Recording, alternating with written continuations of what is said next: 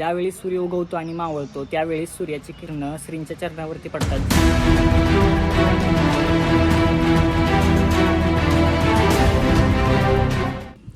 अंबाबाईच्या वास्तव्यानं आणि गोरक्षनाथांच्या आस्पदस्पर्शानं पावन झालेली नगरी, ज्या नगरीचा उल्लेख करवीर महात्म्यापासून नवनाथ भक्तिसारापर्यंत येतो, अशी ही शिराळा नगरी संबंध महाराष्ट्रामध्ये नागपंचमीच्या एका अभूतपूर्व उत्सवासाठी प्रसिद्ध आहे. आणि याच शिराळा नगरीमध्ये समर्थ रामदासांनी 11 मारुतीपैकी एका मारुतीची स्थापना केली.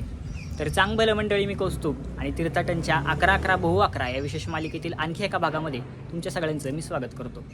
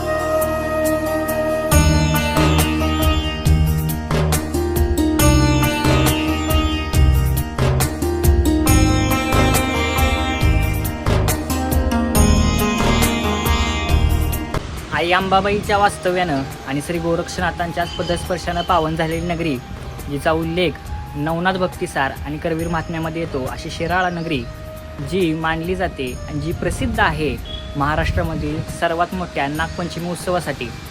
आणि या शिराळा नगरीमध्ये समर्थ रामदास स्वामींनी 11 मारुतींपैकी एका मारुतीची स्थापना केली. इसवी सन 1654 म्हणजेच शके 1576 साली समर्थ रामदास स्वामींनी या ठिकाणचे त्यांचे शिष्य महाजी देशपांडे यांच्या इच्छेखातर येथे वीर मारुतीची स्थापना केलेली आहे. या मारुतीचं वैशिष्ट्य असं की 11 मारुतींपैकी सर्वात देखणी मूर्ती आणि सर्वात सुंदर मंदिर असं या मंदिराची ओळख आहे. शिराळ्याच्या मारुती मंदिराचं एक वैशिष्ट्य आहे की या मंदिराला दोन्ही बाजूला झरोके आहेत. ज्यावेळी सूर्य उगवतो आणि मावळतो त्यावेळी सूर्याची किरणं श्रींच्या चरणावरती पडतात, जसं की सूर्यदेव श्रींच्या दर्शनासाठी येतात. आणि याचा उल्लेख एका गाण्यामध्ये देखील आहे देवळ सुंदर 32 शिराळा, इथे सूर्यदेवही येते दर्शनाला. तर आता मी तुम्हाला ते झरोके दाखवतो.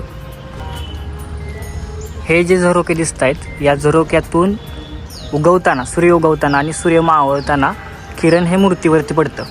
असं हे स्थापत्याचं वैशिष्ट्य आहे शिराळा मारुतीचं मंदिराचं.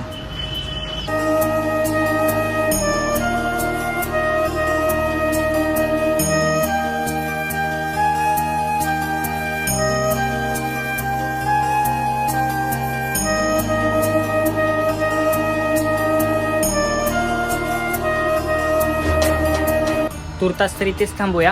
पुन्हा भेटूया अशा नवीन देवस्थानी. तोपर्यंत जय जय रघुवीर समर्थ.